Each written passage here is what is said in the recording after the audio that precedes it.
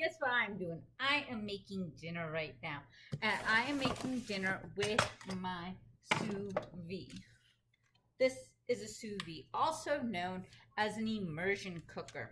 So I'm going to show you how to set this up. I got mine on Amazon for a really reasonable price. I've used it many times. I really like it. Mine is the Primo Eats sous vide. So let me start with how to...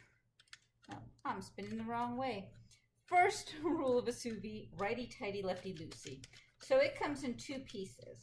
It has the actual heating element and water circulator, and then just a standard clamp so that you can attach it to any pot or pan. So I have here my pot full of water, and I'm going to just change the angle a little bit so that you guys can see what I'm doing. And I'm just going to attach the clamp to my pot until it's nice and tight. There we go. I'm going to insert my immersion cooker and plug it in. I have this on the stove because it's heat resistant, but you do not need any additional heating element for this. So I'm just going to plug it on, and I'm going to set my temperature. There's a little button up here. You'll see a little temperature gauge and a little timer gauge. I'm first going to press my temperature gauge, and then this wheel right here lets me scroll. I know I want this at 140.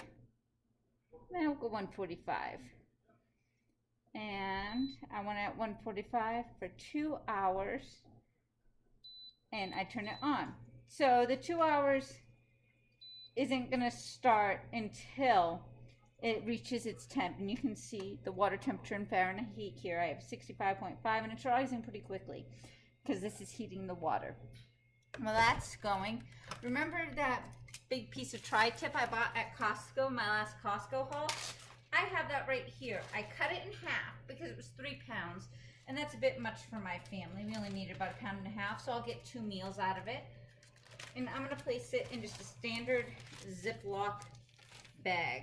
They do sell special bags for this type of cooking. I have found the standard storage bags that you can get at any grocery store work just fine. But I'm going to get as much air out as I can. So that's what I'm doing right now. Here, let me move so you don't see my forehead. Squishing out the air out of this bag, and we want to make sure it is sealed thoroughly. Now, the tri tip I bought came pre-seasoned, or else I would have seasoned this meat really well.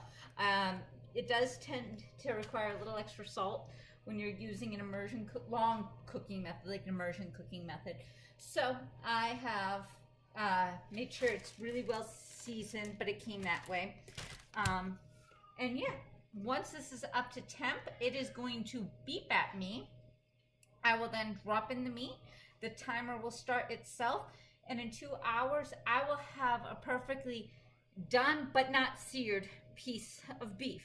Once it's done, I'm going to sear it off, and it'll be delicious. Now, with sous vide cooking, the minimum is an hour generally, but it can be held for 3 or 4 hours depending on the cut of meat and the temperature you're cooking at. So if you have errands to run around the house and you are afraid you're going to forget, that is a great thing to do. You can let it sit for a little bit. I may pull it at an hour because it's already 4 o'clock.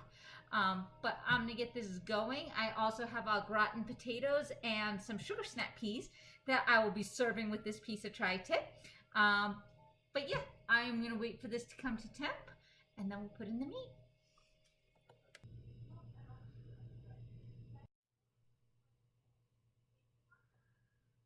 Okay, so my sous vide came up to temperature, and I actually just learned, because I was doing some research while this was coming up to temp, it might be a little too warm. They're saying 130-ish, but I don't have but at many hours. So I only have 2 hours. So I am going to bring it down to 140. And I just dropped in the bag of meat.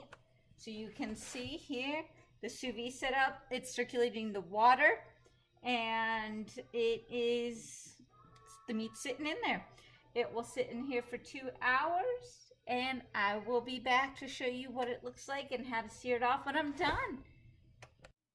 I'm back. The sous vide will go off any second now because it has been 2 hours that it has been in the sous vide. There it goes. So I'm going to unplug that and just let the water cool naturally. I have a frying pan here that is rip-roaring hot so I can sear off the meat. Now, internally, the meat's already cooked. I am just searing out on the outside for flavor. So I'm opening up the bag, and I am just going to move you over here. Let's give this a little light. And let's see how I can do this. Probably should have planned this before I started filming. There we go. We had a rip-roaring hot pan. I'm pulling the tri-tip out of the bag and just gonna sear that off. So I'm going to sear this a couple minutes on each side, get a nice golden brown crust on it, and then clean up the oil splatters off my stove, and I'll be back to show you the plated meal. Our dinner is cooked and plated. Here we go. We've got au gratin potatoes, the tri-tip that I did in the sous vide, and sugar snap peas. What do you think of dinner so far? Yum yum of the chicken. It's beef.